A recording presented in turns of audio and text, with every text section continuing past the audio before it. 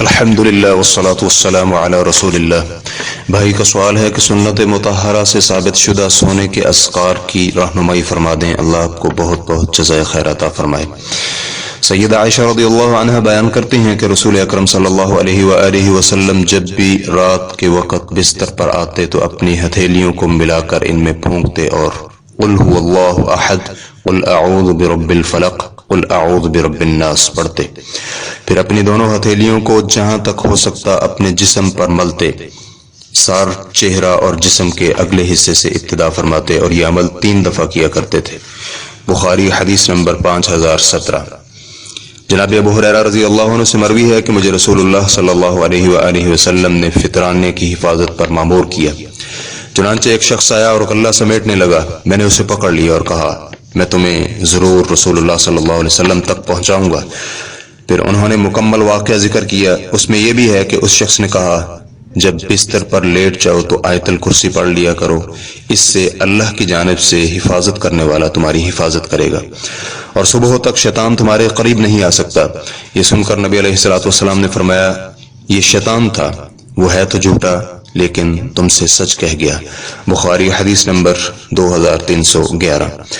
ابو مسعود رضی اللہ عنہ کہتے ہیں کہ رسول اللہ صلی اللہ علیہ وآلہ وسلم نے ارشاد فرمایا جس نے سورۃ البقرہ کی آخری 2 آیتوں کو رات میں پڑھ لیا تو یہ دونوں آیتیں اس کے لیے کافی و وافی ہو جائیں گی۔ بخاری حدیث نمبر 5009، مسلم حدیث نمبر 808۔ اہل علم کا اس بارے میں اختلاف ہے کہ یہ 2 آیتیں کس چیز سے کافی ہو جائیں گی، تو اس بارے میں یہ کہا گیا ہے کہ اس رات کی آفات و مصائب اور بلاؤں سے کافی ہو جائیں گی، نیز یہ بھی کہا گیا ہے کہ اس رات قیام کرنے سے کافی ہو جائیں گی، تاہم یہ دونوں ہی معنی مراد لیے جا سکتے ہیں، واللہ تعالی اعلم۔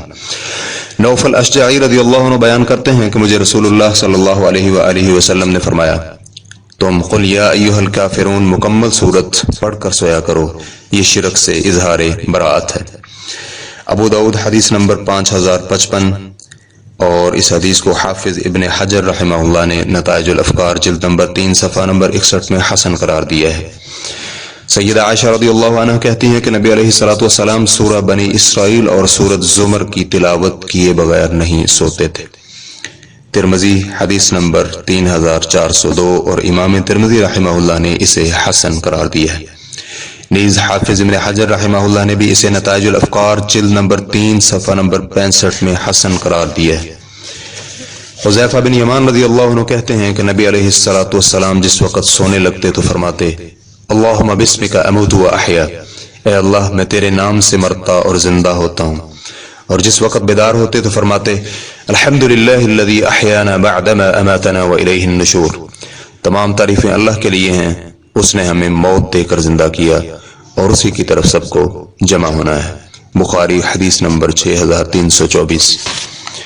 براء بن عازب رضی اللہ عنہ سے مروی ہے کہ رسول اللہ صلی اللہ علیہ وآلہ وسلم نے فرمایا جب بستر پر جاؤ تو نماز کی طرح وضو کرو، پھر دائیں کروٹ لیٹ کر کہو اللہم انی اسلمت وجہی الیک وفوضت امری الیک والجأت ظہری الیک رغبتا ورہبتا الیک لا ملجأ ولا منجأ منک الا الیک آمنت بکتابک الذی انزلت وبنبیک الذی ارسلت۔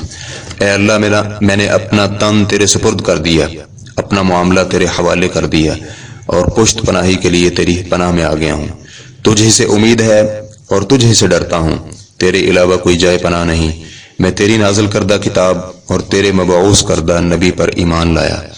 ان کلمات کو سب سے آخر میں کہنا ہے، اگر اسی رات تمہارا انتقال ہو جائے تو تمہارا انتقال فطرت پر ہوگا۔ برا کہتے ہیں کہ میں ان کلمات کو دہرانے لگا تاکہ اچھی طرح یاد کر لوں، تو میں نے کہہ دیا آمنت برسولک الذی ارسلت، تو آپ علیہ الصلوۃ والسلام نے فرمایا یوں نہیں بلکہ یوں کہو آمنت بنبیک الذی ارسلت۔ بخاری حدیث نمبر 6311، مسلم حدیث نمبر 2710۔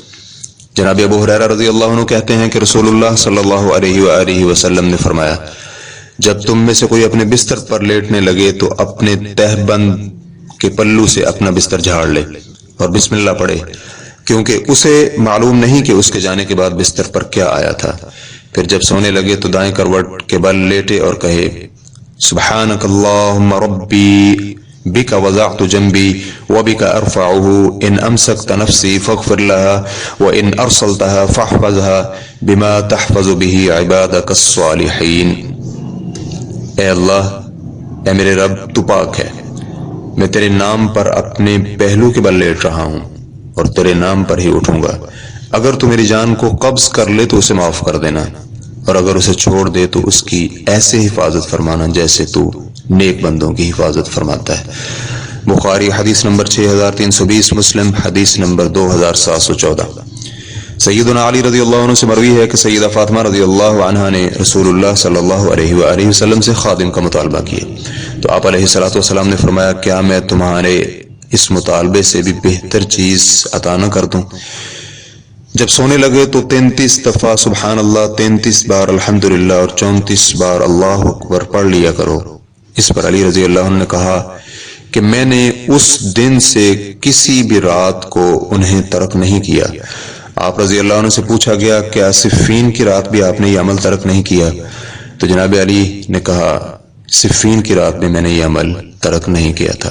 بخاری حدیث نمبر 5362، مسلم حدیث نمبر 2727۔ حفصہ رضی اللہ عنہ کہتی ہیں کہ رسول اللہ صلی اللہ علیہ وسلم جب سونے لگتے تو اپنا ہاتھ دائیں رخسار کے نیچے رکھ کر فرماتے، اللہم قنی عذابک یوم تبعث عبادک، اے اللہ مجھے اپنے عذاب سے اس دن محفوظ رکھنا جب تو اپنے بندوں کو اٹھائے گا۔ ابو داؤد حدیث نمبر 5045۔ نیز اسے حافظ ابن حجر رحمہ اللہ نے فتح الباری جلد نمبر 11 صفحہ نمبر 119 میں صحیح قرار دیا ہے۔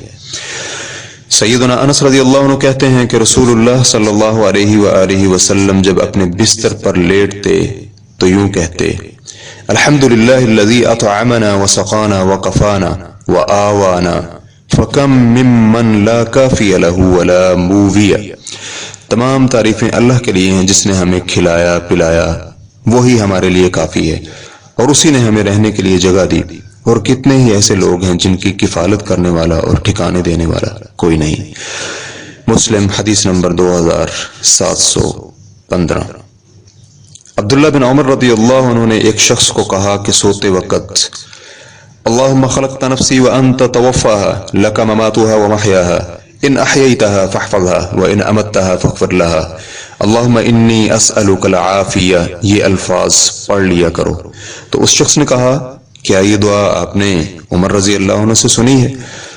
تو عبداللہ بن عمر رضی اللہ عنہ نے جواب دیا کہ میں نے عمر سے بھی بہتر شخصیت سے سنی ہے، یعنی رسول اللہ صلی اللہ علیہ وآلہ وسلم سے میں نے یہ الفاظ سنے۔ سہیل کہتے ہیں کہ جب ہم میں سے کوئی سونے لگتا تو ابو صالح اسے حکم دیتے کہ دائیں کروٹ پر لیٹ کر کہو، اللہم رب السماوات ورب الارض ورب العرش العظیم ربنا ورب كل شيء فالق الحب والنوى ومنزل التوراة والإنجيل والفرقان أعوذ بك من شر كل شيء أنت آخذ بناصيته اللهم أنت الأول فليس قبلك شيء وأنت الآخر فليس بعدك شيء وأنت الظاهر فليس فوقك شيء وأنت الباطن فليس دونك شيء اقضي عنا الدين وأغننا من الفقر۔ اے اللہ، آسمان و زمین اور عرش عظیم کے پروردگار، ہمارے اور ہر چیز کے پروردگار، گٹھلی اور بیج کو پھاڑنے والے، تورات، انجیل اور قرآن کو نازل کرنے والے، میں تیری پناہ چاہتا ہوں ہر ایسی چیز سے جو تیرے اختیار میں ہے۔ اے اللہ، تو ہی اول ہے، تجھ سے قبل کچھ نہیں، تو ہی آخر ہے، تیرے بعد کچھ نہیں، تو ہی غالب ہے، تجھ سے اوپر کوئی نہیں، تو ہی باطن ہے، تجھ سے زیادہ پوشیدہ کچھ نہیں۔ ہمارے قرضے چکا دے اور ہمیں فقر سے نکال کر مالدار بنا دے۔ ابو صالح اس روایت کو ابو ہریرہ رضی اللہ عنہ کے واسطے سے مرفوعاً بیان کرتے ہیں۔ مسلم حدیث نمبر 2713۔ جناب علی رضی اللہ عنہ بیان کرتے ہیں کہ رسول اللہ صلی اللہ علیہ وآلہ وسلم جب بستر پر لیٹتے تو فرماتے، اللہم انی اعوذ بوجہک الکریم وکلماتک التامۃ من شر ما انت آخذ بناصیتہ اللہم انت تکشف المغرم والمأسم اللہم لا يهزم جندک ولا يخلف وعدک ولا ينفع ذا الجد منک الجد سبحانک وبحمدک۔ اے اللہ، میں تیرے کرم والے چہرے اور کامل کلمات کی پناہ چاہتا ہوں ہر اس چیز کے شر سے جس کی پیشانی تیرے ہاتھ میں ہے، اے اللہ تو ہی قرضہ اور گناہوں کا خاتمہ کرنے والا ہے۔ اے اللہ تیرے لشکروں کو شکست نہیں دی جا سکتی، تیرا وعدہ توڑا نہیں جا سکتا، اور تیرے ہاں کسی چودھری کی چودراہٹ فائدہ نہیں دیتی، تو پاک ہے اور تیرے لیے ہی تعریفیں ہیں۔ سنن ابو داؤد حدیث نمبر 5052، اور اسے امام نووی رحمہ اللہ نے الاذکار صفحہ نمبر 111 اور حافظ ابن حجر رحمہ اللہ نے نتائج الافکار جلد نمبر 2 صفحہ نمبر 384 میں صحیح قرار دیا ہے۔ ابو اظہر انماری رضی اللہ عنہ کہتے ہیں کہ جس وقت آپ علیہ الصلوۃ والسلام رات کے وقت سونے لگتے تو فرماتے بسم اللہ وضعت جنبی اللہم اغفر لی ذنبی واخس شیطانی وفک رہانی وجعلنی فی الندی الاعلی، اللہ کے نام سے میں نے اپنا پہلو بستر پر رکھ دیا، اے اللہ میرے گناہ معاف فرما، میرے شیطان کو رسوا فرما، میرے ذمے تمام حقوق ادا فرما، اور مجھے فرشتوں کی مجلس میں شامل فرما۔ سنن ابو داؤد حدیث نمبر 5054، اسے امام نووی رحمہ اللہ نے الاذکار صفحہ نمبر 125 اور ابن حجر رحمہ اللہ نے نتائج الافکار جلد نمبر 3 صفحہ نمبر 60 میں صحیح قرار دیا ہے۔ اسلامک QA ریکارڈنگز، مؤسسۃ الصالح المنجد۔